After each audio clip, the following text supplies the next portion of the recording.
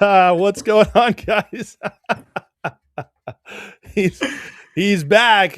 We got He's back. Mr. Sean is back. First time since the election. And Sean, I'm just Woo! stoked to have you here, man. Yeah, I'm stoked to be here, brother. No, I was just reading the comments already. I should have muted my mic, but whoever Mario Ammo 13, you're a riot, brother. This is That's Ace the Hole Ace Holes, reporting for man. duty. I'm Yeah, like, that's the guys. That's let's freaking go. So my fam I right guess we there. should probably open with obviously the biggest story, right? The most important I story. mean, yeah, Go if you go you know, Hawks. well, so Go. Shogun, if he's watching tonight, you'll be very happy to know that I'm showing guys how America heals, That's because right. I'm hosting here a Seahawks fan, Amen. a longtime friend of mine, Rabid. that is rabid. I actually was with him when the Seahawks won the Super Bowl, and was with him when they beat the Niners to go to that Super Bowl. Right, right. I limped out of there and probably lost my witness to I Christ a little remember bit. that was one of my wife. I still remember that you jumped up so high during one of the I don't know if it was an interception or something, and you hit the ceiling fan and it hit your hand, and I was like, and Stacia's like, Yeah. man, I'm like, honey, he probably doesn't even feel it. He doesn't even know. So Like, there's a is he lot okay? of I'm like, no, it was an interception. Like, he's in a different place right now. Like, yeah. it was That was Novocaine, and a then lot of adrenaline during that time, yes. But so Yeah. we've been able to stay friends despite that. Oh, yes. Sean remains on the West Coast, whereas I'm on the East Coast. So Yeah. he's probably a little fresher than I am, being that it's like 7 o'clock over there. Yeah, But 7:55. but anyways, guys, welcome to the show. I'm Ace. This is Sean, my guest tonight. We are going to be covering just what's going on today in the news. We're going to go back. We got to mock Don Lemon a little bit from last night. And but we'll be going over some of what's going on today, building up to the end of globalism when Trump is dropping bombs over at Davos. He sent his emissaries, Bessent and Lutnick, over to just butter them up, get them all buttered up for Trump coming in tomorrow and dropping some bombs, I expect. And so we're going to cover all that, and then whatever else was in the news that Sean and I can cover. But you guys all say give a shout out to Sean, because he's smart dude and fun, and so I think we're going to have some fun tonight. But anyways, but Sean, I'm stoked to have you here, buddy. I'm excited to be here. Long. Yeah, man. No, I catch you guys out there, setting America on fire every once in a while. That's why I typed in. I was like, all right, it might be time. Might be time to grace us. I'm having all these podcasts. I do quite a few podcasts, and one where everybody's getting along and agreeing and happy. Yeah. And I thought, I probably need to dive into the dark end of the pool and talk about Darth Don Lemon and oh man, Trump going to Davos and going, I got the best idea. You're gonna love all this. You're gonna love it. It's great. My Trump has not gotten any better. Has your Trump gotten better? It depends on the day. Depends on the day. Days I have a Trump that I'm okay at. Most times not. You know what? When you're doing Trump, it really is about the start. If you hit that note right when you go, it's kind of like you can just fall into it. I watched an Asian comedian lady on Kill Tony do a Trump. Oh man! And she killed. It wasn't even very good. Yeah, but she just killed. Because you can get the inflections. You don't need to do the voice as well. What's his face does it so. He's always on. Shane Gillis. Yeah, Gillis. Shane Gillis. Yeah. He does an amazing job. He's and it's funny. We're gonna get Greenland. It's gonna be beautiful. Gillis he kind of does the tense one. He's kind of got the, he does, only 4 Big Macs. 4 Big Macs, but they're delicious. They're the best Big Macs. I'm not saying they make them special for me. I'm just saying. No, what was that? Did you RFK basically saying, I don't know how this guy's alive. And he's not only that he's not alive, he has he's got more energy than all of us combined. The Big Mac diet is a thing. he said that Hashtag Big Mac diet. Dr. Oz tested Trump and found him to have like the highest testosterone ever in a 70-year-old. Oh my God.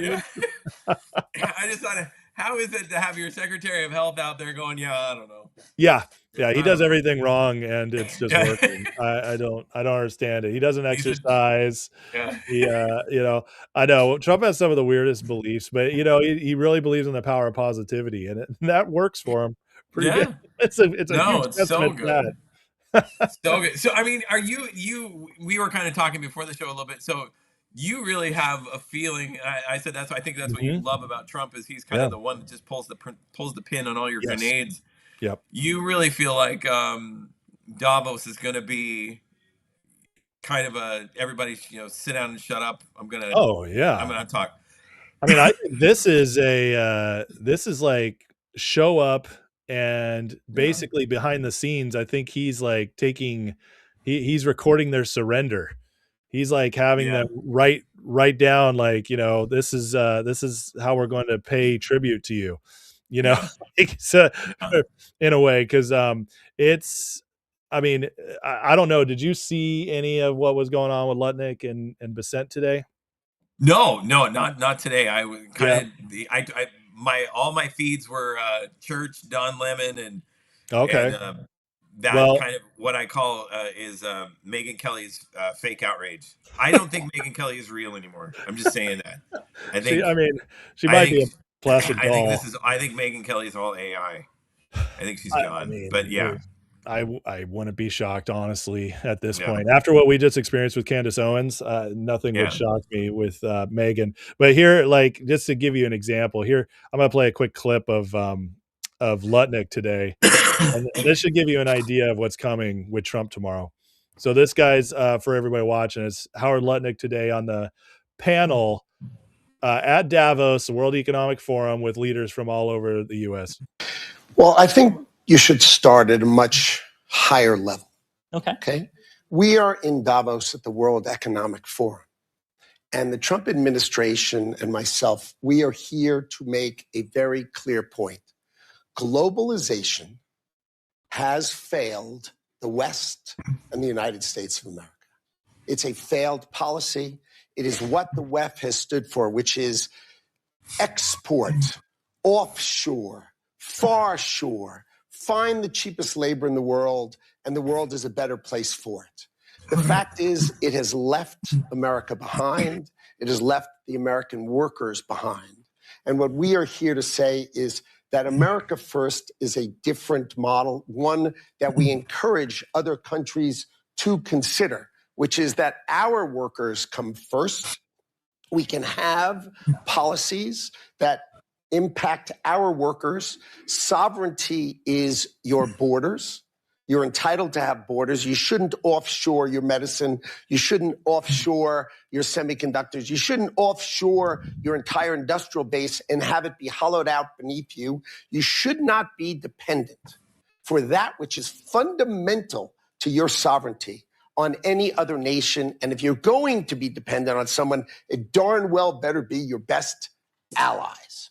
Okay? And so that is a different way of thinking. It is completely different than the WEF.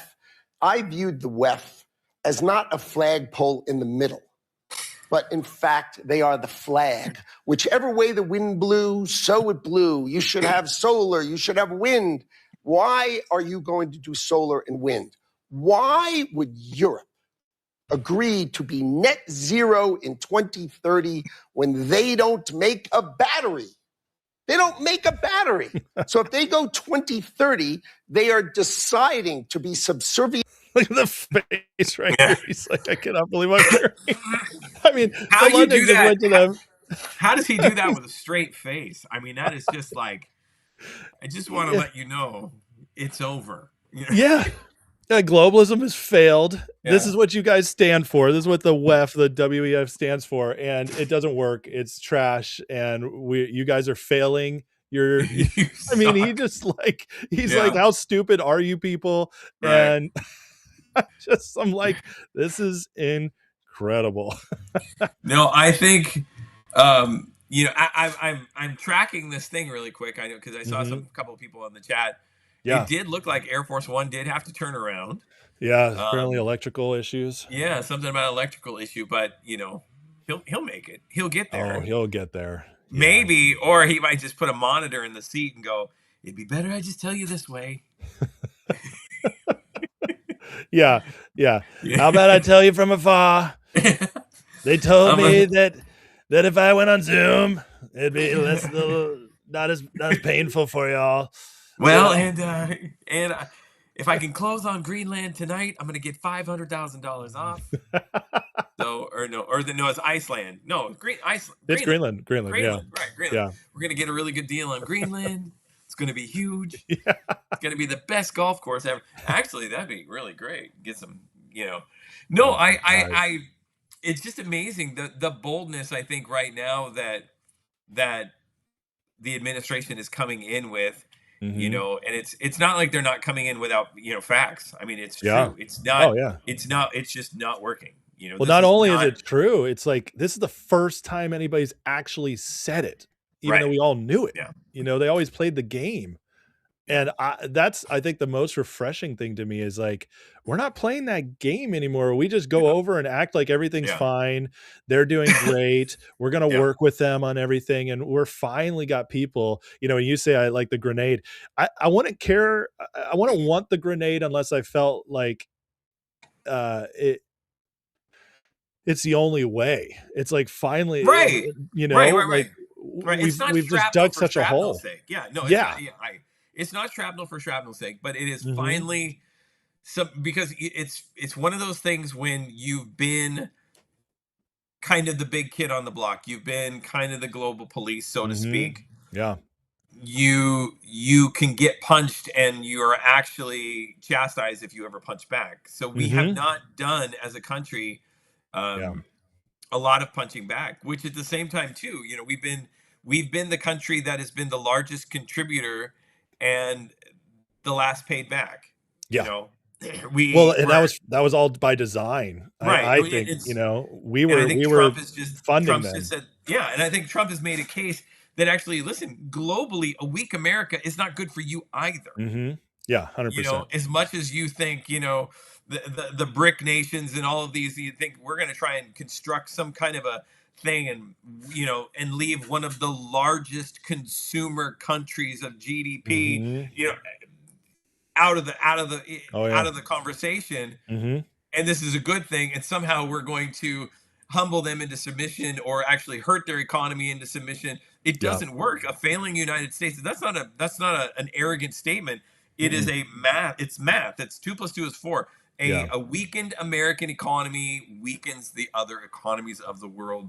And so we've tried this nonsensical experiment that says, no, it's fine. You go ahead and breathe all the oxygen and just give us one, just give us one every once in a while. And we'll just, hang over here with a oxygen level of 45 and hopefully we can, so it's, it is good to finally have someone stepping up and saying, no more. And here are the receipts. Yeah. And that, speaking about Greenland, I think that it's almost like Greenland is purposefully Trump's almost using it as a way to break out of NATO and maybe even the UN. Like, have you heard about his what's he calling it? The peace. Where is it? I have it. The Board of Peace. Have you heard about this? No. He's putting together? Oh, man. Okay. I gotta pull this up for you because so Trump, I'm going to set the stage and I'm going to play you the latest on it. Yeah. Trump has started this thing where he's calling it the Board of Peace, and he's invited all the world leaders to it, including Putin, Lukashenko, Orban, all the ones they hate. Yeah, and the hit makers when it comes to peace, these guys are poster children. He's invited them, and he's basically said, like, it's not just you are there because you want to be. He's saying each country puts up $1 billion to be in it, and then gets 3 years. Right. Okay. But and a free round at Mar-a-Lago. That's throwing it. No, it's his Scotland one.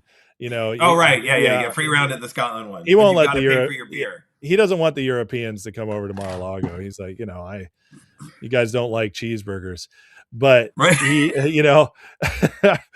but he does. So, here it is today. I don't know if you saw his speech at the UN a few months ago, but he basically let them have it, like how they're failing and it's their fault. Like Europe is a failed state.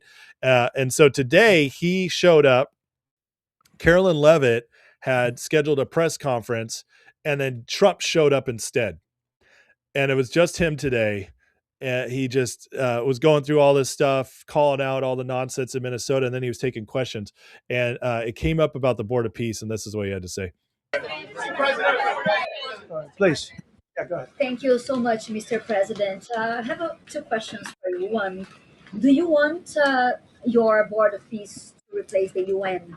Well, it might. I mean, the UN just hasn't been very helpful. I'm a big fan of the UN potential, but it has never lived up to its potential. The UN should have settled every one of the wars that I settled. I never went to them. I never even thought to go to them. They should be able to settle those wars. I believe you got to let the UN continue because the potential is so great. That was like the biggest insult. That's a slap. I didn't even think about them.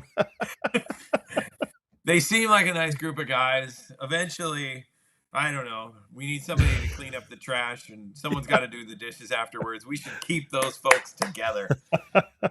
Yeah, Do you think the? I think it was really, really interesting. Mm-hmm. Trump took that picture of the interim president of Venezuelan president. Yeah. She gave him her Nobel Peace Prize. Yeah. Well, no, I'm thinking to myself, yeah, what kind of? I'm like, this is just like, how did that conversation go down? What? Come on, she didn't wake up and go, you know what? They think we should give Mr. President the Nobel Peace Prize. The one I just got is so great. Yeah, no. Like, yeah. Well, you came with a gift. Yeah. I deserved it anyways. Yeah, this was mine all along. No, but he. So what happened? She's not the interim over there. He left Maduro's vice president there, and is basically letting them run it. And he said that she doesn't have the respect to run it. And so what I believe is that she is actually basically a puppet of Davos, because Trump doesn't want to let her there. And they gave her the Nobel Peace Prize. And then she came up here basically to grovel, give it to him in hopes that I think he'll install her or have an election to install her. But it's really interesting because Venezuela is one of the hubs of CIA, where they were running all the drug ops and stuff out of. And then there was also like a lot of stuff going on with China and Russia there. So by breaking all that up, he basically kicked out all people in the East in like their hub in the Western Hemisphere. Right. Okay. Including Europe. And I really think because he's got this person in there now who's playing ball. Right. And she, they're terrified because that operation was so scary to them. And so they're going to do whatever he says right now. Yeah. And so he's not even trying to get this woman in, and she's running up here and yeah, exactly. Here's my Nobel Peace Prize. I wanted to give this to you. I find that fascinating. I find it's so interesting. I think one of the things that Trump does really, really well is he just, and he's done it. He's done it forever. But I think in this, they've almost given up. Like, hey, we're going to try and pin him down to something now. Yeah, they've just left that to all the Antifa people out in the streets to keep. Like some of them, they just keep droning on, the 81 charges and because they don't even bother with that anymore because he's Teflon. Yeah, he's just like, exactly. Listen, if any of this was going to stick, you just can't stop. Like, so if you want to try and control the narrative from your little desks over there on, Fifth and Wall or whatever, don't bother. Yeah, because I've got an agenda now, and we're not going to do your stories anymore. We're not going to do impeachment. We're not going to do Epstein lists. We're not going to do, any of the court cases. We're not doing. I'm here to work now, and he literally feels like he's just got this Teflon suit that that you are low IQ if you even want to attempt to jump into those games anymore. Like, those questions aren't even going to get answered anymore. I mean, it's over. They literally just they wore the rubber off that tire. Yeah. Well, that's the thing. He went through everything. They can't. It's like, how do you hurt this man? You tried to bankrupt him. You literally tried to kill him. You tried to send him to prison with made up charges. And I mean, he doesn't care. It's the freedom he has. Like, they don't realize they created their own monster. They just made it worse and worse for themselves. And I mean, I know it's like, so Sean and I, our background where we met together is at ministry school. And so Sean and I like to, process a lot of stuff like through a theological or kingdom, Christianity lens. And this is like one of the things that like is very controversial in our sphere a lot, but it's like, I feel like I see the hand of God all over the way he was protected, the way he's come back, the way that so many people were afraid of this last election, just not going down, and it was over that night. I mean, it's incredible. Well, it's interesting. Even I won't go too deep into that, but it was interesting how kind of in some of our circles, maybe what you call the prophetic community, or the people who were praying and believing for Trump and whatnot. There were a lot of people that I think it was just so would say, this is what I really feel like. There's a call on Trump, and then the next cycle it didn't go the way we thought it should. So you got people like throwing their own prayers and projections out the window, and then all of a sudden it comes back. I think he is such a rage against the machine that it's really hard for just kind of the normies like you and I to understand the game of 18D chess that he's playing sometimes. And even the system, and I think you and I were talking about earlier about I think JD Vance is going to bring some healing, but he's not going to bring the kind of healing that is capitulating. No, he's going to be the there's kind not going to be weak. It's going to be the healing of like how do you say this? The kind of tough love that's not necessarily what you want, but it's what you need. Yeah, I agree. I mean, well, I think because Trump is definitely the tough love you don't necessarily want, but you need. He's not even asking. And like where Vance will come in, you're going to find out about until you wake up in the morning. We're 100% discussing it. I think Vance is going to sit down and discuss it. Well, I think exactly. I think Vance, when he comes in, which I do believe 2028, I honestly, I mean, it's very difficult to project out far, but I've never seen a setup that's as clear as this one. I mean, if you were going to try and prognosticate, like, who would you even? Exactly. And it is pretty clear Trump. Ilhan Omar is going to be busy spending her $150 million in Somalia again. That she doesn't have. After she allegedly gets sent out. I cannot wait to see what goes down there. But but Vance, what he'll do, in my belief, is that what Vance is so good at is communicating.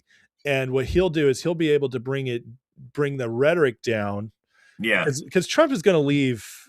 He won't leave a mess. It's like, but it'll feel messy because it's like, it's just so all the time, nonstop. Yeah. We literally, our country politics right now, it's the best show on television. And the reason is it never stops because he never stops. And his people keep talking about this, And so our country he's actually leading us, which we haven't had a real president lead our country in a long time. But we're actually being led. And so we got that feeling, but it's overwhelming and it's exhausting to a lot of people, and it's stimulating for others. It's like what they talk about, like the Amazon, working at Amazon, like that atmosphere. Some people love it. They don't ever want to stop, even though it's like causing them mental issues. But other people, this being Seattle area, but Vance will be more calming when he comes in. He'll have a lot of the cleanup Trump brought the economy is already showing how what Trump's doing is just genius. It's going to, I Absolutely. think by the end of this year, it's going to be roaring. Yeah, I think, we see it a little bit in, it's funny, we've been looking at the last year and a half, kind of projecting like the market. I'm a real estate agent, mortgage guy. I kind of have my feet in both worlds. Yeah. And, every single thing someone would try to, everyone's crystal ball is broken. That 6% interest rate has just been hanging there. Even if we get to 5.9, don't blink, it's going to be back at 6.2 in a second, and part of it is, I think they're waiting to kind of really see how the housing market is going to respond, like the buyers that are sitting on the sideline, which I think the last number was 47 million. There's 47 million applications just sitting in hibernation. Holy like that could smokes. come, and it was just this absurd number, and and it was backlog. But like depending on, and again, depending on the area, new starts, you have some areas where new starts are just on fire, and you have some where new starts are at a dead halt. But I really do feel, especially like, as Trump going into Davos and start kind of making this whole America First agenda solidified and a reality, you're gonna start to see our markets respond on more of a consistent level. I mean, know more from the stock market side. I kind of know more from the bond market. Yeah. But it just feels like right now there's just no like confidence the plan is executed yet. But I think we're heading that way. I think we are more likely to see consumer confidence start to spring back, hardcore. Credit card debt is crazy. I mean, we're not 2001 levels, but it's crazy. Yeah, there's still a lot there. Yeah. Silver, kind of what's being uncovered now about silver is pretty. I'll be honest. I mean, I heard you talk a little bit about that. That's kind of scary.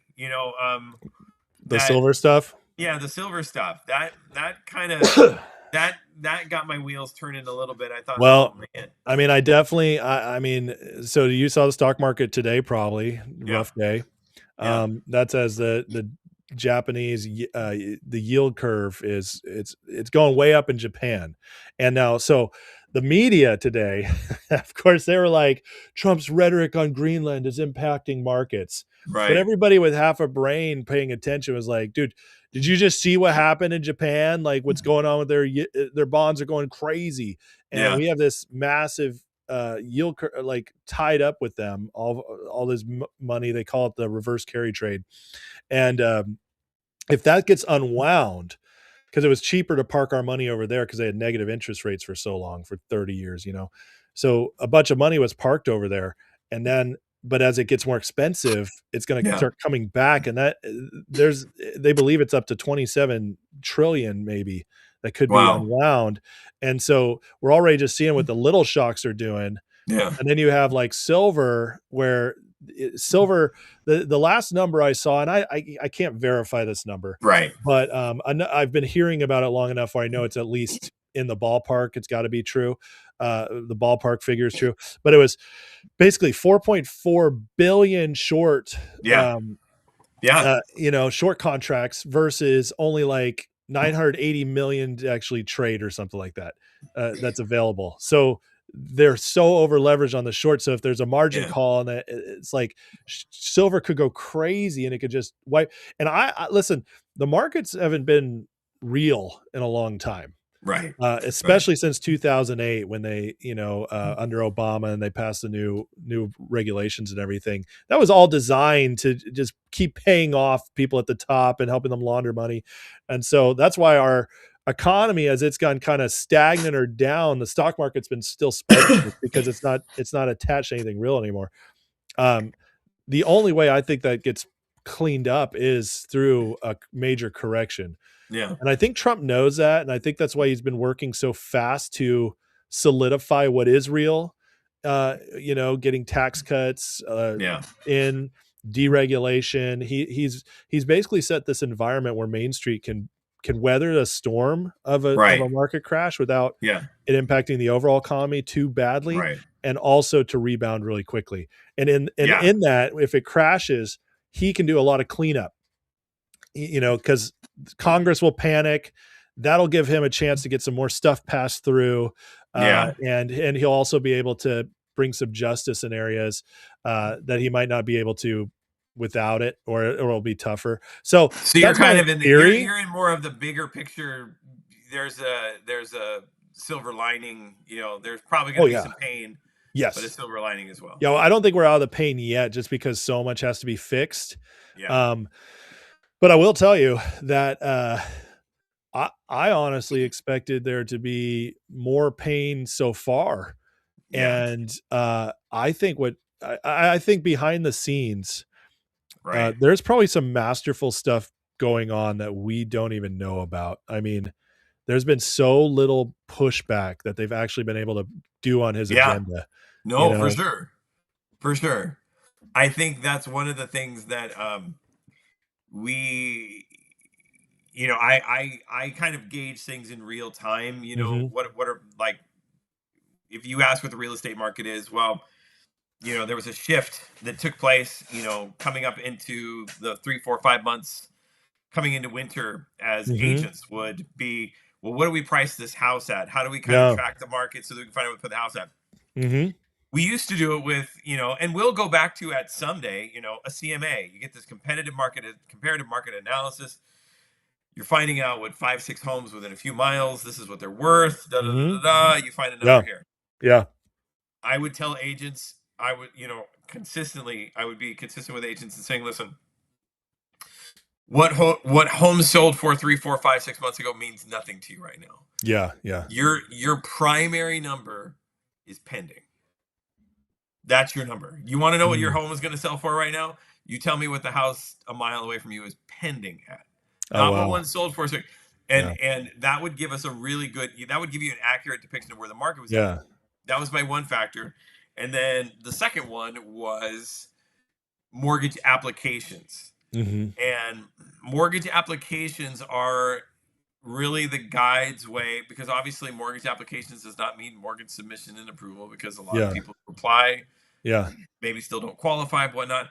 But that told you the amount of people that started moving back into the market. And since January 1st, mortgage applications, it's huge, massive. Really? How many mortgage applications are coming? So there are people that are feeling comfortable enough to start now. Now we've got to be able to get those to convert. And here's the unnerving thing. This is, this is fresh off the wire. I was around in the mortgage industry. I've been a real estate agent since 2010, but I was in the mortgage industry in 2001. Okay. And so I got to see it. I got to see the Big Short happen in real time. Okay. And when we were in the middle of it, we didn't realize what was actually happening. It was crazy. Yeah. I remember these loan reps would come in and throw stuff on my desk, and it was like, hold on, am I hearing this right? Like, no income asset verification, no credit score. So they didn't need an asset. What were those? The ninja loans? They didn't have to verify their income. And then you need to verify their credit score. So what do you need? Like a pulse. And I'm like, oh my God. Yeah. Like, we're doing this. And so we're nowhere near there, but it is really interesting now when you start hearing about things that go a little outside of what we call conforming. They are subprime. And things that go outside conforming are the things like the 50-year mortgage, or ARMs are starting to become more popular now. And the popularity of ARMs mixed with the just loosening of the qualification standards is what got us in trouble in the first place. Oh yeah. Well, it was a big part of it, for sure. As those ARMs came to do, you had somebody who's poorly qualified, survived for 3 years, 2 years, and 3 years on an ARM, and then so it's interesting to watch what's kind of happening right now. We're kind of massaging qualifications, but we're doing it, I think, with a little bit more of a watchful eye. I'm not opposed to massaging qualifications. I'm not. Well, because one of the things they did get rid of was, or at least I heard about this, you would know more, but Bill Pulte, he was talking about getting rid of that, like the 2 years of income, because that was like holding up so many people. Yeah. Was it? Yeah. Like with the same job or whatever. it just was really tough on especially self-employed people. Yeah, well, they're making some changes for self-employed. So it was, 2 years of income. They would change it to same line of work. Okay.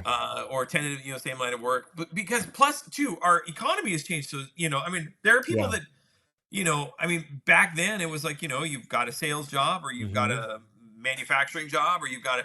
Now it's, I'm a YouTube influencer and I sell cologne at 10 o'clock at night and I'm making $15K a month. Excuse me. Yeah. See, even the idea of that made me cough. Or a big whale like yourself who's rocking this Rumble big podcast. whale like probably, myself. Making 17,000, 18,000. I mean, come on, put it in the chat. What do you think that Ace is making on this probably right now? Yeah. I mean, I know you're paying me what, 2,000 for my appearance. So that's to awesome. show up tonight. You gotta be doing pretty good. And you're paying me all in silver, I think, right? Is that what that is? Rolls of nickels, silver. That was the agreement. So yeah, so I mean, it's just really interesting to see, just how much our economy has changed, and how we as a society have changed. So, mortgages and the like have had to keep up with that and they've had to modify it. So I'm not opposed to any kind of modifications, but back to our point, I think you're right. I think Trump is, kind of turning the lights on and saying what needs to be said. Yeah. So that when we do kind of travel that rough road, that those, and there may be some people that when we go through this rough road, they're not even going to notice it. Yeah, that's what I think. I think that but there's going to be some that definitely will. Oh yeah. Well, I think the people that notice the most will be the people we're okay with noticing, if you know what I mean. I think the regular Joe, most of them won't, except for maybe their 401ks temporarily. Right. Until it bounces back.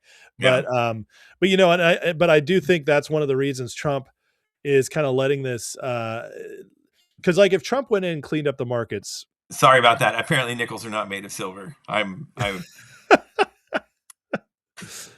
you for why'd that. You guys tell him that? That's what I was paying him Sean. in. That's what I was going to pay him in. That was the silver I offered. I came to talk about Don Lemon, you jerks. No, don't worry, I got something for you on Don I'm here kidding. in a minute. I'm joking. I don't want to talk about but it. But are you sure? No, I'm fine. Let's talk about Don Lemon. Well, real quick, I was going to bring up a couple things and then we'll get to Don.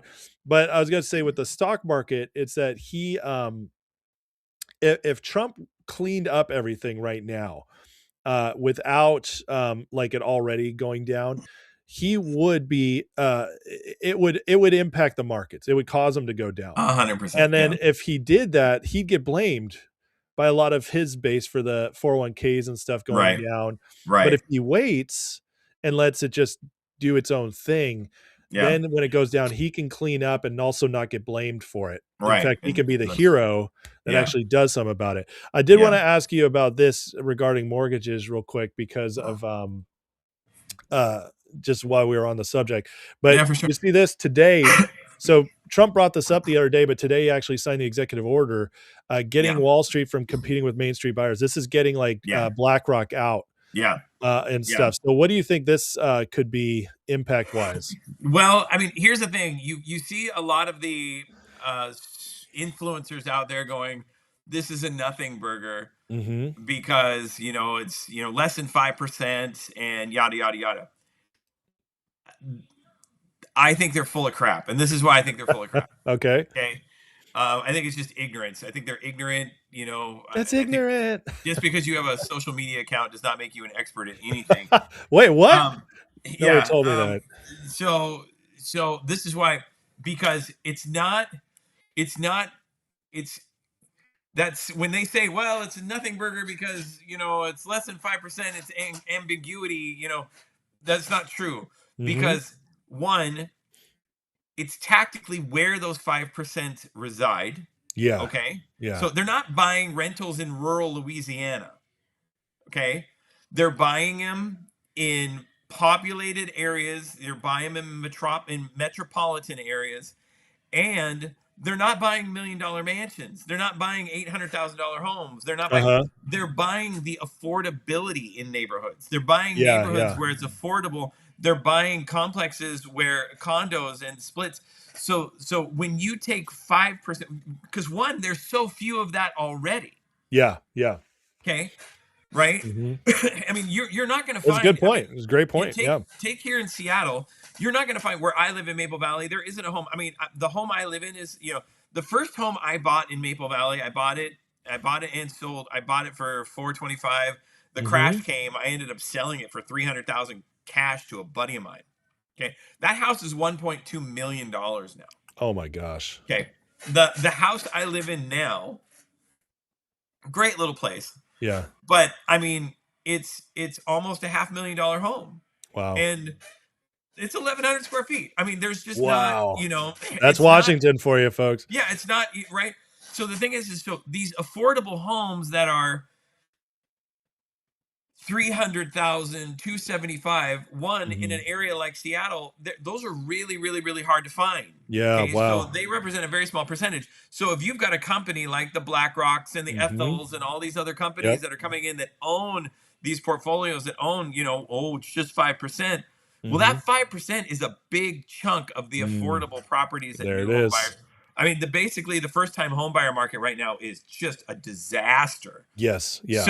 So that's what I'm saying. So when you have these kind of ignorant people, so Trump wasn't doing that just to score a big point and get a headline.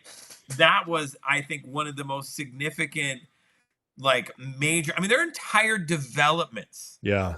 In Florida that are BlackRock developments. Yeah. 100%.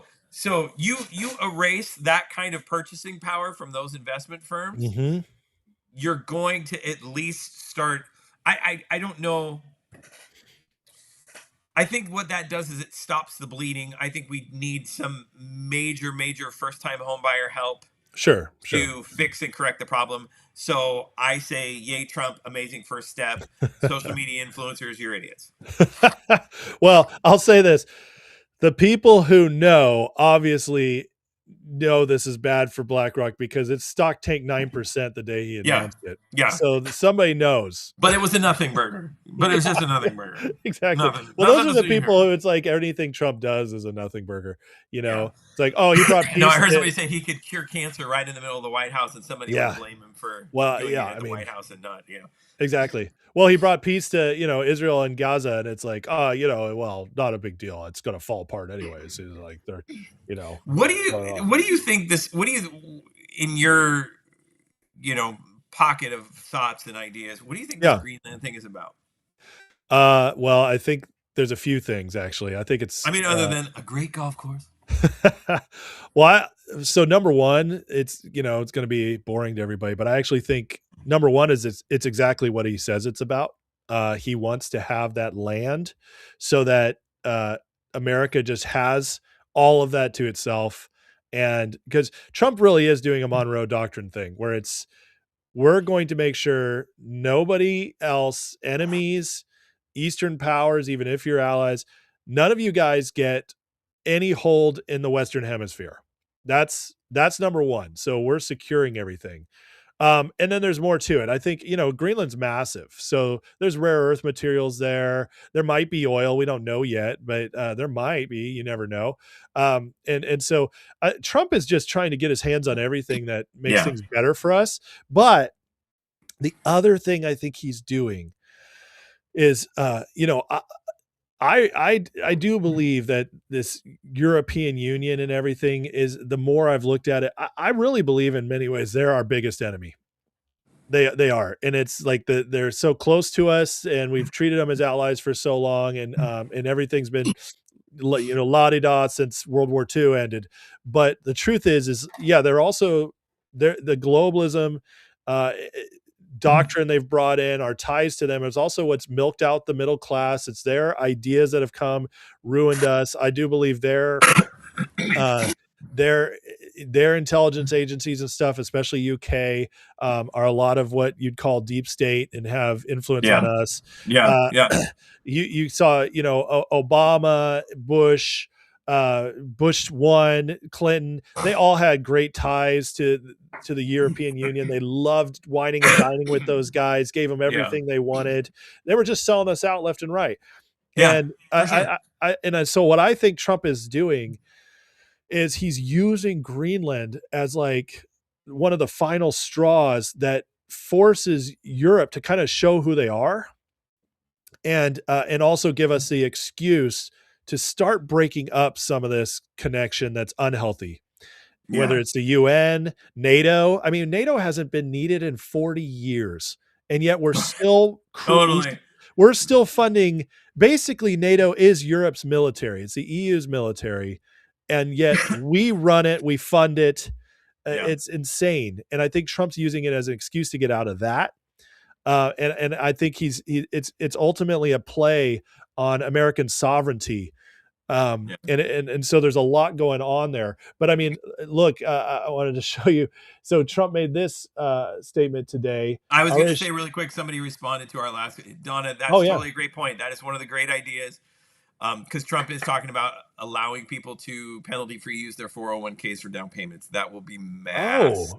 Oh yeah, awesome. Thanks, so that Donna. Is one idea. So yeah, that is one of the things. I think that's the start, is that kind of creative thinking. So that was, I failed to mention that, because that is one of the things that I am actually quite excited about. Yeah, and if you guys have any other risks to it, but I think there's a way to do it that it actually could be an add benefit too. Yeah, I'm sure they'll figure that out. And if you guys do have any questions for Sean or comments about housing and the housing market or whatever, it's a good time to put them in the chat. But here, like, this is why, Sean, this is the kind of stuff that feeds my imagination when I think about this stuff. This is Trump today about NATO. NATO has to treat us fairly. The big fear I have with NATO is we spend tremendous amounts of money with NATO, and I know we'll come to their. I just really do question whether or not they'll come to ours. I'm just asking. I'm just asking. Just saying, right? Just saying. Signed $1 trillion investment. I mean, did you hear what he just basically said? Asking. Like, what is the point of us being in NATO? That's basically what he just said. And so when I see stuff like this, and I see how, I mean, think about the pressure, the way they're freaking out over Greenland. They're doing all of this while still trying to keep Ukraine in the war with Russia. You know, Trump is like, he's so done with Zelensky. It's like Zelensky passed a law. You can't even talk about making peace with Russia. They want that to keep going for whatever reasons, you know, I have my theories. But now Trump's putting all this pressure on Europe while also that's going on. I don't think any of it, you know, like you say, he's playing 5D chess. None of this is by accident. You know, it's all part of the plan. I mean, Bessent, speaking of going back to Davos, he said this today about Europe and Russia. And just to be clear, that we have Europe buying Russian oil still 4 years later, they are financing the war against themselves. And they're calling it out. And so I really do think Greenland is about breaking our ties to Europe and completely, just like the tariffs rebuilt all of our trade agreements. I think this is to rebuild all of our security agreements. And break our financial ties and just say, like, hey guys, we're going back to we're done with this globalism thing. We're done with this United Nations stuff, one world government trying to all be together. We're going to reset the board. We're all going to be sovereign nations who just deal with each other. And I think that's what he's doing. I think Greenland's a big part of that. No, it's odd. NATO's going to stand for no agenda. Trump overtakes. Yeah. Tomorrow is going to be very interesting. I'm excited about my show tomorrow because he's speaking. It'll be interesting to see how the market actually responds to his remarks. Yeah, because 100%. You know, there is. It was like I think I was telling you earlier. I was talking to my daughter about the stock market. She's got to do it for class. And so I was telling her, you know, daddy's got some wins. Daddy got NVIDIA at 24, you know, but I always kind of look for these kind of, like, these are the evenings that I look, you know, is there a little gem sitting out there? We're not giving stock advice, but is there anything that, you know, is just kind of like ready to spring that, you know, you can make a short little, you know, fast cap, you know, and so, you know, especially when markets are looking for a reason to bounce back. Oh yeah. So, Well, I think you there'll know, be a lot of opportunities this year if there's a correction, because there'll be opportunities to jump in as they're lower, and as the economy actually gets rebuilt in a real way, the market will move more in a real way, which will be really good. I did tell people to ask you a couple questions before we move on the housing stuff, but Gerald is asking, I was wondering, I'm getting ready to move to Vegas. What do you think the prices can do in the next 6 months to a year? man, Vegas is one of those places that if we would have, the woulda, coulda, shouldas, Vegas was a epic investment 5, 6, 7 years ago. I mean, I would say just past COVID, because it was everything was just starting to crumble, and the casinos, restaurateur, and because it's so built on travel, so they really struggled. So housing prices really, Vegas, I would say, was one of the places of the kind of the major cities that took it the hardest, because you have an entire economy that is built on people coming in, and when you can't come in and conferences can't come in, you've got layoffs, you've got rack rates that were just below. Sorry, I said rack rates in Vegas, and it made me laugh. It's an inappropriate joke. Anyway, anyway. There's all kinds of rack rates in Vegas, I Sean. just thought it was funny. But anyway, so all that to say, not to give you a really long answer, but Vegas has actually been one of the comeback cities, a pretty strong comeback city. There's still some good values in areas, but areas like Henderson, which is just right outside, is really doing really well. And so still a great place to buy. I honestly, I think a great place to live. If you're not, I've got friends who live in Vegas. They don't live, they live far away from the Strip. They live in Henderson and outside. And it's still a great place to live and great opportunity there, because it's an economic hub. It's where people come, conferences come, F1 races, all these, so there's you're not going to lose value in Vegas, barring something, pandemic wide, crushes their economy again. So it's been rough.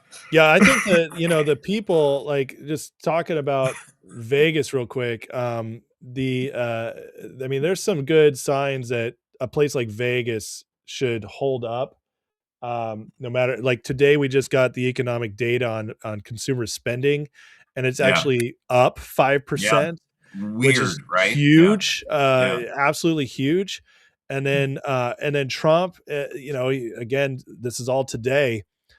He's looking at getting out a 2,000 tariff dividend check to Americans by bypassing Congress.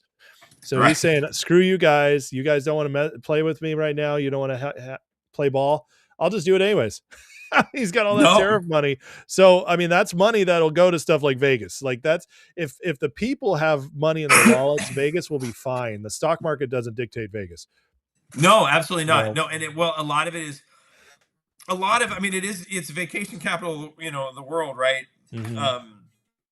It's cheap to go, cheap to stay, but not as cheap as it used to be, though.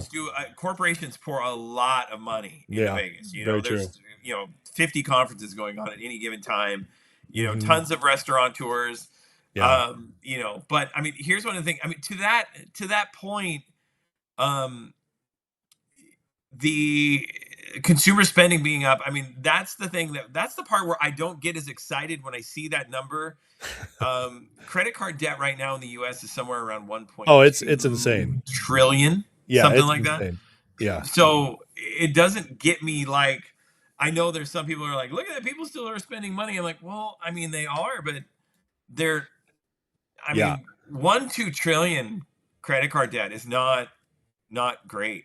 Well, I completely agree with you, but that's not the only thing, though, because wages are going up, and inflation in most places, and so now, listen, I do agree with you, but what it does show is that even if people are using the credit cards again at a larger rate, it shows confidence. And that's what I was trying to get to more than anything, because I can't control if somebody makes good or bad decisions on credit cards, right? But if people are using them for fun again instead of groceries, that's a good thing. Right. Well, and we started to see a little bit of a turnaround because one of the economic indicators, you probably know this, one of the weird economic indicators is auto loans. Yeah. Now, if you start to see, and it was actually starting to happen. It was actually coming to the point where some economists were paying attention. They're not paying attention as much now, but about a year and a half ago, the auto loan foreclosure or the auto loan repossession rate was reaching that 14%. Yeah. And then it was starting to crest 15%, 16%. And I think once it starts to get to that just below 20%, that's when they say, look out, there's a house of cards. That's kind of like the first card that kind of lets you know, hey, the cows are running around in the field, there's a tornado coming, kind of a thing. Exactly. And so, the same can be said when you've got the average American, running a balance of 6-7K on their credit card every single month, and so, and it's not just for the frequent flyer miles. So again, I think it's kind of like what we talked about at the beginning. Trump is doing some things to kind of help us,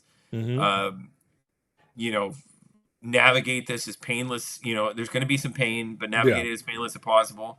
But I do wonder when I see, CS up 5%, what the heck? Like, just what are you guys seeing that I'm not seeing? So, it's Oh, okay, yeah, 20%, 25% of the U.S. is going to pay.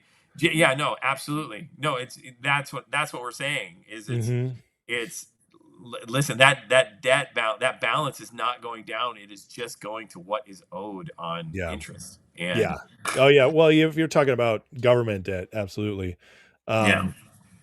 And I mean, somebody brought up inflation. I wanted to share this. Trump's inflation is kind of a miracle, honestly, what he's been able to do.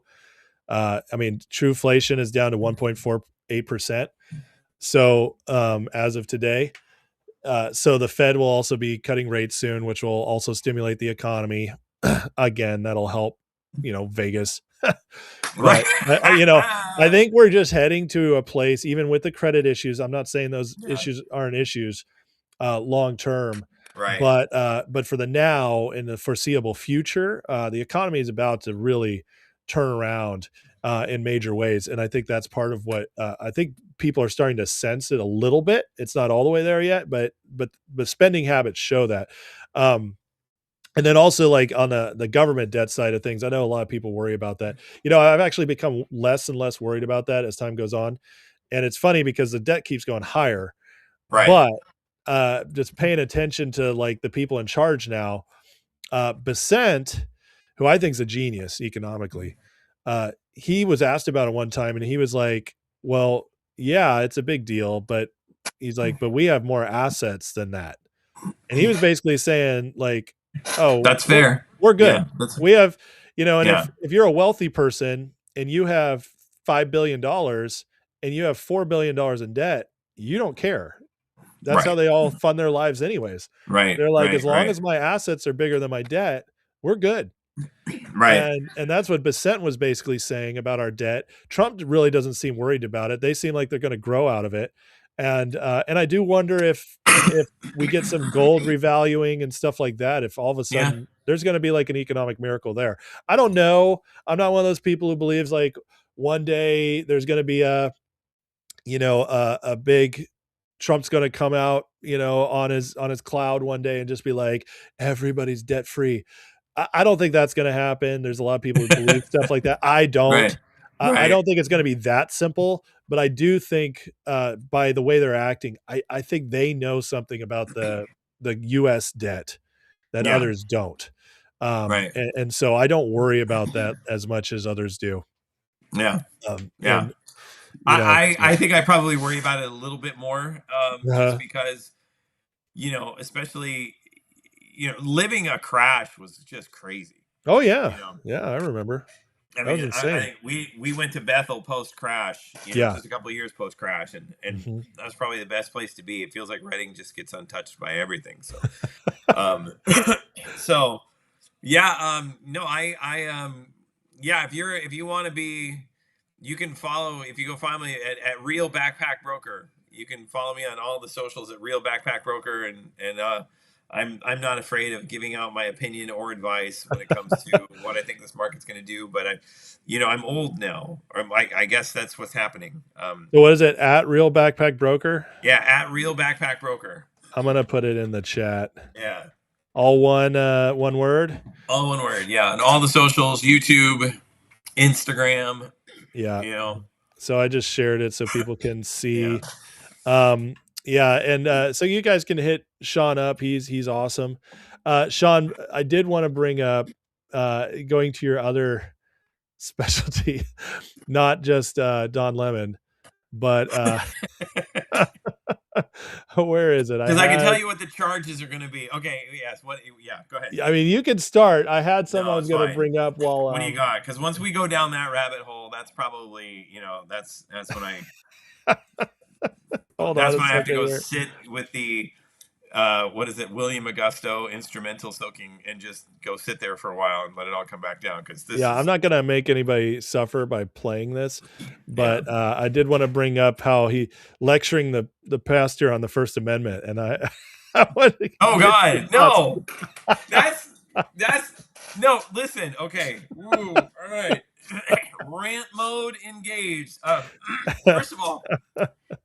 First of all, Don, you should know. I mean, Don Lemon is the most gaslighting, like, human on the planet. He is such a gaslighter. When you see the moment where he says the man's hand does not move, and Don Lemon says, "Don't push me." Don't push me. I'm like, what? His hand doesn't even move. It's like we're watching. Was that this clip? I don't know if it's that clip. I mean, it is. Yeah, it's a part of that. When he's talking. What do you think of this? I mean, this is unacceptable. It's shameful. Like I said, I can't. Watch his hand. Watch his hand. Okay. It's shameful to interrupt a public gathering. Audio's real off here, but okay. So Don Lemon is not in his face. Yeah. Yeah, he's not listening to him. He's saying, "Hey, I want to listen. There's nothing productive going on here. They're not here to be productive. They're not here to, Don's like, well, maybe you should just talk to them. They're not there to talk." And he's trying to communicate to Don, hey, excuse me, mathemateer, there's no, you put two and two together here. There's nothing going on. No one wants to talk. So he's trying to explain to him, no one's here to talk. No one's here. Mm-hmm. And even if they were here to talk, this isn't the time. So he's trying to be as kind as he can to Don, in saying, listen, I need to go do what a pastor would do in this situation, which is go take care of my people. Now go ahead. Now hit play. I want you to watch Christians in worship. Watch his arms. But there were folks who will say, I have to take care of my flock. Okay, but listen, we live in there's a constitution in the First Amendment to freedom of speech and freedom to assemble. I can't, just hearing. No, keep going. No, I will. I want to pause for a second and say how sick it is to be hearing Don Lemon talk about the Constitution. But anyways, we're here to worship. We're here to worship Jesus, because that's the hope of these cities. That's the hope of the world, is Jesus Christ. I want to be very respectful. Please don't push me, though. See? Now look at that. His hand doesn't move. Okay. That's why we're here. Don Lemon is pushing. Don Lemon is literally leaning in. Rewind that. Just rewind the show again. All right, hold up. His hand does not move. Let me see if I can figure out how to do this clip better. God. Okay. It's just. There we go. See. Right. Oh. Yeah. Here's his arm. Though I might have to make it smaller, because we're blocking it. Just our heads are in the way, but. Freedom of speech and freedom to assemble and protest. We're here to worship. His arm is here to worship Jesus. Yeah, it's just I can see his hand right here. Yeah. He's not touching him. No, it doesn't even move it. Don's leaning in. Yeah, he's Don is a narcissist. Be very respectful. Please don't push me, though. His hand doesn't move. He's a freaking narcissist. Okay. Yeah, he's the worst. This man's horrible. Now listen, there's another gentleman who kind of was the leader of this, and I forget his name now. His TikTok handle is the Political Farmer, or Patriot Farmer. Okay. And he's gotten fame in the last 2-3 weeks. Yeah. And there was a big rally that was going to go on in Los Angeles, and he got on his TikTok and he was apologizing to everybody. He did 2 videos that day. One of them was like just thanking everyone for the support. And then he had this weird giddy moment where he was like, and thank y'all for this fame that I've been getting lately. You know, I'm not used to all this kind of fame. You know, he's got the big old beard. It's kind of weird. And what he was doing was he was apologizing that he's not going to make the Los Angeles event. But then he basically said, hey, who was going to be at that Los Angeles event is going to be amazing too. Sorry, I can't make it. I feel like I need to stay here in Whipple. You all need to come to Whipple, da da da da. And that was the day before they did this event. And the day before they did this event, Don Lemon was invited. He was invited. That he didn't stumble across this. He wasn't just walking around. Don Lemon was invited, and this Patriot Farmer guy on TikTok basically is the one that kind of leads the charge into the church and just starts just berating people. And later, I mean, he's berating, like, absolutely, I'm not here for a discussion. There are very few churches, like, I guarantee you can get away with that in Minneapolis. You would not be able to get away with that in Texas. Yeah, no You're way. cooked. You're done. Yeah, you're in trouble. You're a threat. Somebody's pulling a shotgun on you and saying, yeah, bro, out of my church. Yeah. Which I'm not saying that's the right thing or it's a good thing. I'm just saying you wouldn't have gotten away with it. You know, I'm saying it's the right thing and the good thing. Yeah, you're not here on good you're here exactly. on false bad pretenses. You're not here to have a discussion. You're not here because you care about people, because you're actually hurting people right now. Yeah. So you're a hypocrite and a liar, and you're here under false pretenses. And Don comes in and starts basically, getting in the face of a pastor. He's inhibiting. I mean, the First Amendment, I'm like, bud, you should have carried a copy in your pocket before you walked in, because freedom of religion and freedom of assembly is happening right now. And you have a pastor and a leader who is doing freedom of religion and freedom of assembly, and you are impeding that. Yeah. Now the pastor's being gracious, but the pastor has actually said to Don Lemon, I need to go. Yeah. I need to go. And then Don Lemon starts, don't touch me, when no one's actually touching him. Don Lemon's the one leading in. So Don Lemon today claims, hey, I was just there. This is ridiculous that anyone would even consider pressing charges. Now, before I move on, let's just remember for a second, a 62-year-old woman in front of an abortion clinic 5 years ago is drug out of her apartment at gunpoint. Yeah. For being in front of an abortion clinic. Yeah. Okay. This is what the previous administration felt was necessary to send a message. Yep. Now, I'm not saying I agree with that. That's what I love about being a conservative, is we don't take the stupid decisions that someone does and set that as the new benchmark, because we would have so many people, having FBI raids on their house right now. If we were, Ilhan Omar would have people coming. Everyone would have, so many people in Minneapolis would come. The lady in Georgia, the court case in Georgia, so, I mean, it would just be on and on and on of these retributive, nonsensical responses. Well, it'd be more like it'd be even more than that, though, Sean. It'd be like if we treated them the same way, it would be like arresting everybody at a pride parade. That's what it would be. It would be that extreme. So we don't do that. I mean, that's what I'm saying, is we don't do that. But to then have Don Lemon, who is fully aware of how the previous administration has responded, really how, and one of my favorite ICE videos that came out just recently was one of the ICE videos that was going by, and they were cameraing, they were yelling at him, and they said, do you realize the guy that you were impeding us to try and get was a convicted pedophile? Like, that's why we're going after him right now. He's a convicted pedophile, and you guys are impeding this, and then he just rolls and he's like, you're a freaking idiot, and drives off. For Don Lemon today to go into Planet Fitness, his $10 well spent, and prop his camera up on a weight bench that he's probably never going to touch, and say that it's absurd to think that anyone would even consider charges because he was there as a journalist. I call BS because one, he's the record is showing clearly he knew about this ahead of time. Mm-hmm. He knew they were heading into a church. He says it. It's on video. I mean, we've got the receipts. He wasn't there reporting on a story because everything he was doing was completely biased. He was basically being a PR guy when he was talking to people. He talked to 3 or 4 people there. He was being a PR person for the protesters. He wasn't saying, "Hey, how do you feel about this?" He was saying, "Hey, maybe do you think we should talk to them? Do you think maybe we should have a discussion?" He was being a PR representative for the protesters. So when you take that angle, your journalism card goes out the window. You lose your journalism 100%. card. Yeah. So to say he was there as a journalist, so I honestly think, and I'm not a retributive person. I'm not.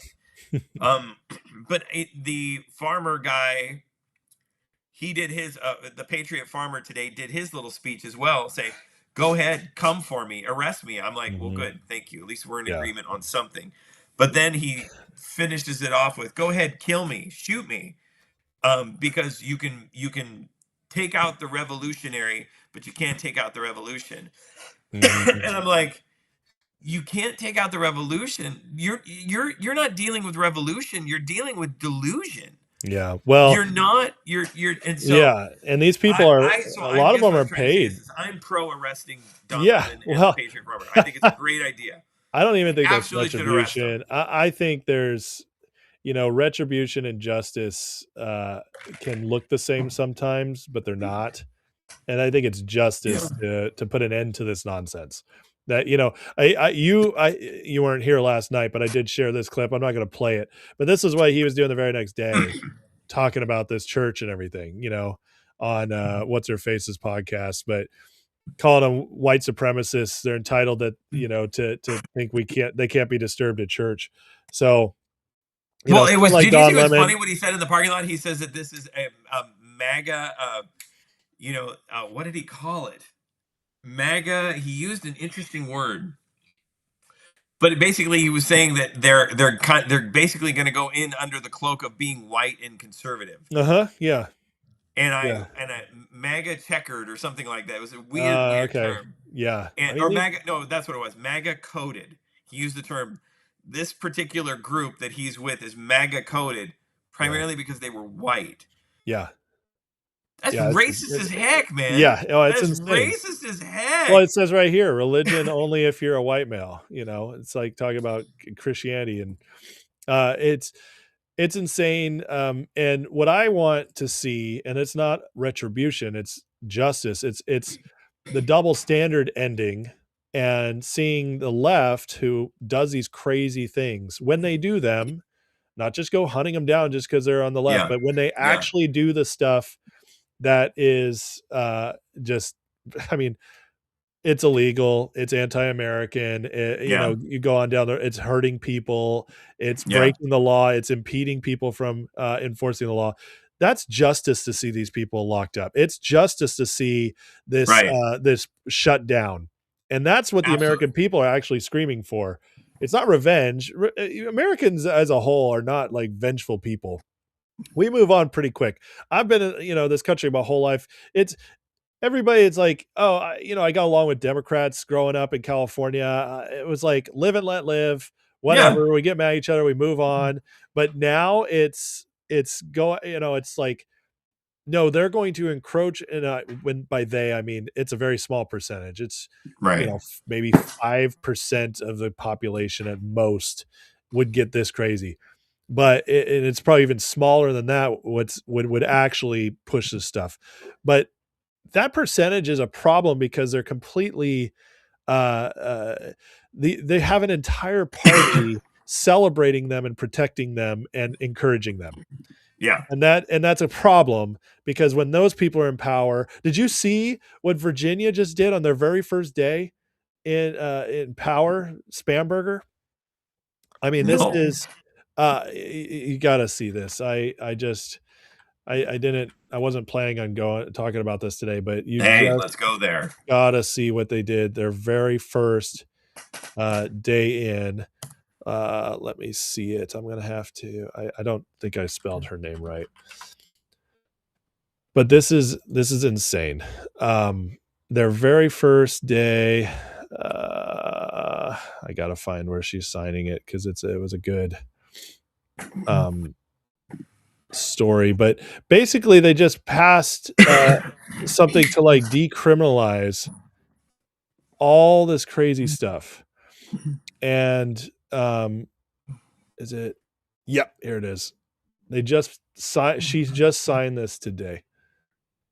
Democrats in power in Virginia introduce a bill to eliminate mandatory minimum sentencing for rape, manslaughter, assaulting a law enforcement officer, possession, distribution of child pornography, and all repeat violent felonies. And they signed it today. It passed and signed today already.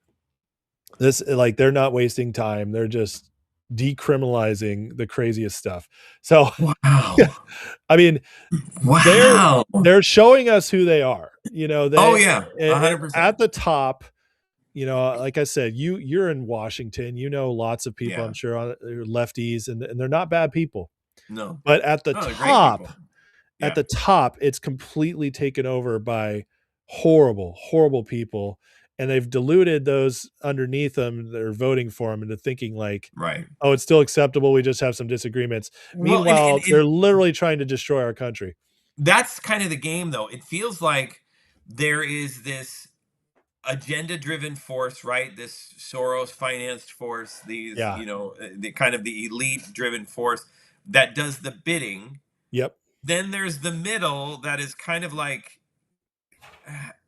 I wouldn't do that. You know, I mean, I figure the majority of the middle of the left, right? Now, I'm talking the column of the left, right? I'm not even talking about center left or what. Column of the majority of the mid. And then there is this just deranged bottom of the barrel that is just they don't even know entirely what they're angry about anymore. It's just TDS 100%, sixth gear, pedal to the metal, and you know their life doesn't matter anymore, and they're screaming, go ahead, take me out, it doesn't matter because I'm just going to be another thing in the revolution. And then, like, the revolution of what? Like, listen to what Spanberger is doing right here. Here's your revolution. You know, and this is what they'll do. The consequences of owning children, naked children, is being eliminated. Like, that's your rage against the machine. No, it's against ICE. It's against no. You're being played, and you can't tell them they're being played, but they're being played by this upper elitist agenda. The people in the middle are kind of standing there going, I don't know what the heck's going on. I wouldn't have voted for that, but easily. Trump, I mean, bad. Okay, that's right. Keep going. 60 to somewhere between 60 and 80% of Democrats, if they actually understood this bill, they would not support it.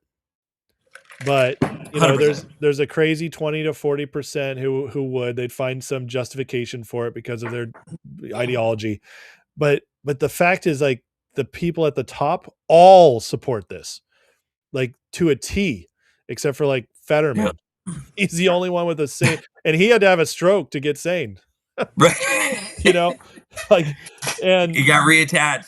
You know, and so the people at the top do want, you know, as Alan just wrote in there, they do want a revolution, but it's different than a revolution in the sense that it's more like tearing down instead of like rebuilding something. But it's insanity to even think like this is. But see, what they do is they code this in language. They don't actually tell you. It's, you know, it's Nancy Pelosi all over again. We can't tell you what's in the bill until we pass it. Well, they tell their people like, oh, this is just, you know, we're trying to be less hard on people who didn't deserve being imprisoned, you know, and that's what they push it as. But in the details, it's just disgusting. Well, and here's the thing for revolution is you've got to have grit for a revolution. Oh yeah, they don't have grit. You have to be able to sustain adversity for extended periods of time. You have to stand when you feel like you're standing alone. You know, I think if we learn anything historically from abolitionists, you know, say what you want about, you know, abolitionists, the modern day, like, pro-life abolitionists, they're interesting people. And I learn a lot by watching them. But you know, my point being that you have a conviction that is so deeply rooted and so completely understood within yourself and Mhm. and maybe a few others that will stand with you. Yeah. They don't have that. They really don't. And I'm not trying to demean. I'm just saying, if we really put it in what it is, their core belief system is Trump bad. And Yeah. it doesn't go too much, because if Obama is deporting people, it's okay. Mhm. If Trump is Well, deporting people, yeah, they don't then have Trump bad. principles. So And I'll add one thing to that too, Sean. Like, you're right when it's what they're against right now. It's just anything Trump, anything yeah, conservative, Trump bad. and anything Christian, honestly. But the other thing is, like, they have one principle, and this is one thing I've learned over the years. I used to not believe it, but now I'm fully convinced. The one principle the left has is power. Just get us power. That's it. Yeah. We will do anything And to then get we'll power. sort it out. Yep. And we're Yep. gonna get religion, and we're gonna Yep. get character, and we're gonna get an ethic, and Yep. and you're gonna see that this all was right. Yep. But with a nondescript understanding of even what this is. Yeah. And the problem is deep down, I think they know they'll never get it. They probably will never get it, because a conservative side, more, because you can, because we've got ethics and principle that we are willing to die for. Mhm. No, we and because we don't want to fight. Yeah. That's not our goal. Our goal is not a fight. Our goal is, it's kind of like I was actually I wasn't doing a debate, because it wasn't a debate. It was actually a really great conversation with somebody who was clearly trans. They said that, their pronouns were he, him, and I'm like, and they asked me what mine are, and I said I'm Sean. Yeah. And they were clearly not a he, him. And I Uh-huh. decided the conversation derails if we even just go there. So let's Yeah, stay yeah, away yeah. from there. Yeah. So let's have a conversation about, because she was asking, so what is the problem? I said, okay, well, it's simple. We believe in guardrails. We feel like guardrails are healthy. Yeah. Whether you admit it or not, excuse me, whether you admit it or not, you live in a culture where you appreciate guardrails. Now you're trying to set up your own. Yeah. You're calling it freedom, but actually what you're trying to do is force people into your guardrails and demand that they obey them. Mhm. Because 100%. if we and that we obey them so that you feel value. The problem is if you feel value by us obeying your thing, then really we're the ones that are actually holding the power here. Mhm. Right? You're not holding any power, right? Because your complete sense of value is based on everybody acknowledging you. Mhm.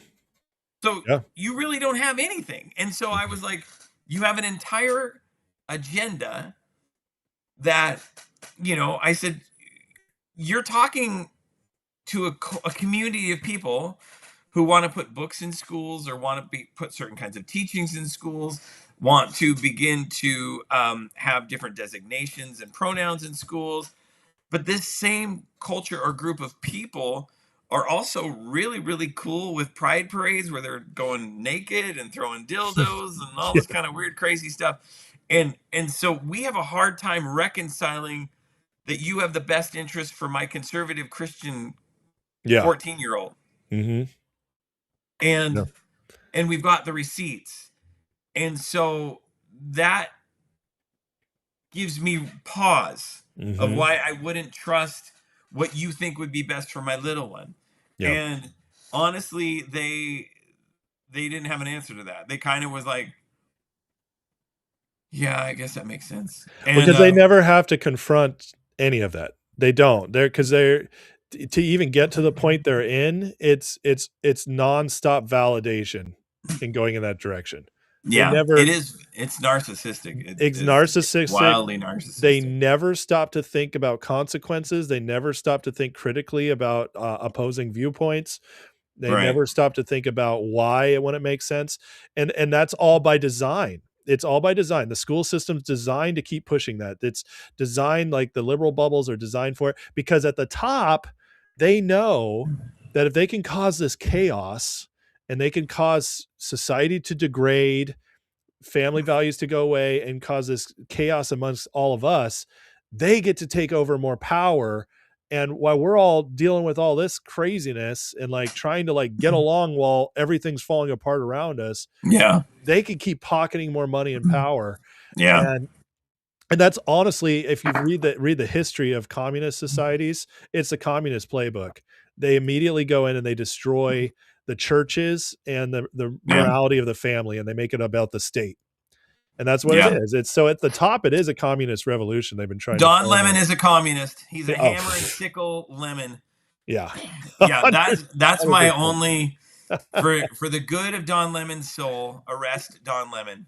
He needs it. He needs it. For the good of his soul. Arrest Don Lemon. You know, arrest the Patriot Farmer. I've never done that. I've never been so emphatic, like, you know, but you're a church man. You're a pastor, and they went to. I honestly think the best thing for Don Lemon needs an intervention, and he needs cement walls. And he needs the book thrown at him, and I have very little empathy for anyone who says that we're making an example out of him. It would probably be one of the first times that I would be like, you are absolutely right. And we accept. We accept your terms. You know, that might be a little unfair, and I'd be like, it's possible. It's possible. You know, I love it. But I feel what he did was just it is forgivable, but it's unexcusable. Yeah. Well, you know, and this is one of the things, like, I've really grown and changed some of my views in the church over the years. Is I've kind of been like, man, I think the church needs to have a little more of that, Sean, what you just expressed, because without it, that's how we get to where we're at now. We didn't enforce guardrails, and this is actually our society. You know, there's 65% of us. This is our country. And like in our country, the church needs to act like we actually should enforce some guardrails. Well, it's like you can almost be too merciful, like too toxic empathy. It's not grace. It's not grace to not arrest him. It's not grace to not. It's not gracious to not at least say, listen, no, you violated. Yeah, you violated a church's right to assemble. Yeah, to religion. Yeah. You did it in the weirdest name of free speech, misappropriated. Yeah. And so, and I'm, again, I don't want to be retributive. I don't want to be, but that's not what it is. It's just saying, listen, this isn't okay. This kind of behavior isn't okay. You can't run over a police officer, and you can't make excuses for it. Yeah. You were given an order. Yeah. Take your foot off the pedal. Yeah. I don't care if you disagree. You need to get your hands off your steering wheel, your hands off your pedal. You don't step on the gas. He is not a police officer. He's an ICE officer. But he has authority in the situation that you were trying to impede. So hoping people experience consequences for bad behavior that's by choice. Yeah. I don't think you could ever, and you don't ever have to worry about thinking that's retribution. I think that is always justice, because we, to quote George Costanza, we live in a society, people. Like, we have to, if you're hurting people and ruining their time and their lives, and you're doing it on purpose, gleefully, I might add, wanting them to face consequences is not retribution. It's justice. I agree. And Alan, I hear what you're saying, my friend. Forgiveness should not be given till he asks for it. I would lovingly disagree. I would say, listen, I don't even know if it be, actually I shouldn't even address it, because it's not even really a forgiveness issue. Yeah. It's not, he's not going to ask for it anyway. Yeah. But I'm not, I guess I'm not living with offense against Don Lemon in my heart, from the sense of I'm just angry. I want to see him suffer for the sake of seeing him suffer. Yes. I genuinely think consequences for your actions sometimes it's actually mercy. The best thing for you. Sometimes it's mercy. Are you loved by God? Yes. Is Don Lemon loved by God? 100% he's loved by God, but he should be loved by God in the backseat of a cop car being perp walked all the way to jail. And he should be absolutely loved by God. Well, listen, and that's even fine. And that's fine. No, listen, if you don't want to be in that camp, that's fine. The Bible's even not Paul for everybody. said Paul said to the Corinthians about a believer, the dude doesn't repent, cast him out to the world, let Satan deal with him. And that was a mercy. Right. You know, so consequences are biblical. That's what I'm saying. It was, the cast out was not to be, hey, listen, we're going to cast him out. We're going to give it to that guy. Yeah. It was, no, the worst thing that can happen is he stay in this place and feel like he's still okay here.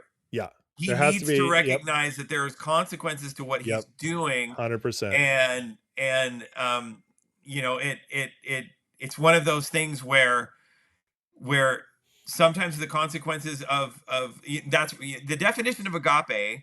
If you want to get get out your thesauruses, the definition of agape is a love that comes from the Father that is not necessarily what one wants, but what one needs. Yes. Yeah, exactly. Because Don Lemon needs to be purple. Yeah. Hey, I mean, listen. My friend Rod just texted me just now and just said, "That's right. Don Lemon needs Jesus." And I'm like, I love it. Oh, is he watching? That's great. Have a little bit of I still have I just think it's insane. I think to watch him gaslight a pastor who's trying to lovingly be connected with his people. Yeah. And he's polite. He's so polite. He's saying, hey, listen, I need to go do this. And Don Lemon is making it all about him in that moment, saying, oh, don't touch me. Well, to and me, don't you think you should do this? I'm like, you are sitting in the back seat of a car thinking you're driving. Like the arrogance is just astounding. It's insane. Well, and this tells you how far they're willing to go now, because in my so from my perspective, when I say at the top, I include not only politicians, but I include the media. They're all complicit. They all work for each other. They're all in it together. It shows you their desperation to stop Trump and whatever's going on, that even a journalist now like Don Lemon is basically doing the exact same thing the grunts are doing on the ground. 100%. And that tells me they're losing, and they're losing bad. He got kicked out of the club, so now he's hanging out with the muggles, right? Yeah. He got kicked out of the club, so he's hanging with the muggles now. Yeah.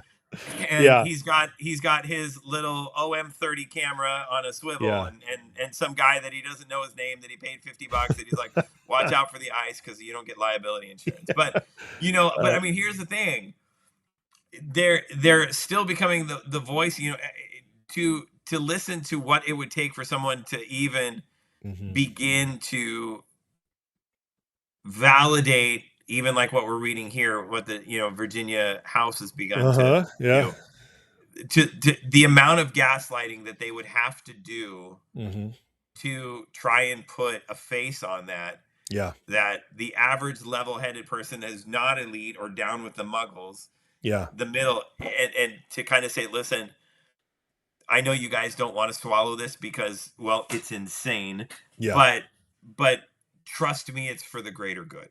Absolutely. Child pornography, manslaughter, assault of a police officer, because we really got to do that one, because we're gonna assault some police officers. Yeah, that's exactly. And so we've got to make it a little more, easier to get away with. Yeah, because it's our people who will do it, because we got plans. So that's it right there. They have plans, and there's no other reason to do it. And this is why, if you're watching and you're one of those people who's like, I don't want to vote in the midterms because nothing gets done, you better freaking vote in the midterms. Elections matter. We cannot let these people win. Okay. Well, as we close up here, guys, please, if you've enjoyed the show, hit that like, hit that subscribe. Sean's tag is in there. I did want to bring this up real quick, an update on the Air Force One. Trump's already boarding another Air Force aircraft and on his way to. So we're still going to get Davos tomorrow. But there's an electrical issue. Who knows? It could be something, maybe a foul play, maybe not. Electrical issue means exactly. You never know. Another large fry. I need a large fry. But this is why we pray for Trump's protection every night at the end of the show, guys, because you just never know if this was an issue or if it's something else. But thank God they're all safe. and that's what matters most. So, amen. But on that note, guys, Sean, I want to thank you for coming and Yeah, good times. Thanks for mixing it having me up. on. You're always Yeah. welcome. Yeah, good times. Text me anytime you need to rant about anything. I will. Yeah, no. I will let you if there's broadcast it to something the that world. gets under my skin, it's therapeutic. It was good. I was able to process it out loud, and and thank you to your audience for holding my feet to the fire. But it's I think it's a great season. I think the majority of the advice I give to people right now is like, listen, don't focus on the outcome, just focus on the process. Yeah, It's the exactly. day to day. If you look too far down the road, sometimes you can get really discouraged. And our hope, or if you even get too myopic on one thing that you want to do, and what happens is you start looking too far down the road, all of a sudden you're like, you're just not in your own space enough. And the media is saying, don't look at the mailbox, don't look at the mailbox, and you're like, what mailbox? And then you go right into the mailbox. Exactly. Scripture's clear. Tomorrow. Yep. Don't worry about it. Just do what you can do today. Don't worry about tomorrow, because it's got its own things to take care of. And I think that's kind of it's the best thing for your blood pressure. Take a walk. Don't let this stuff get to you. We do have a little bit of a bumpy road ahead. Yeah. But just make sure that you're loving the people that you're with, and you win. Well, and overall, I mean, I end this, say this a lot on my show, but I truly believe the best times are coming. I think I've never been more hopeful and more excited about where we're headed. And I feel like that's accelerating. And I do believe there'll be some bumpy times, but I don't think those bumpy times are going to be anything like what we've been through in the last 20 years, some of the stuff we went through. So, and we'll all get to meet at American Fires Con in Las Vegas in 2027. Empire Con. Once I break, if YouTube ever stops shadow banning my channel and lets it grow. So, but Empire Con 2027. Let's just put it out there right now. It's going to be at the MGM Grand, because I like the buffet there, and Caw. If you haven't seen Caw, it's worth seeing. I'll be sitting at the blackjack table with the 5 other people who joined. So the con. All right, brother. All right, brother. Have a great night. God bless you all. Thanks for watching. Good night.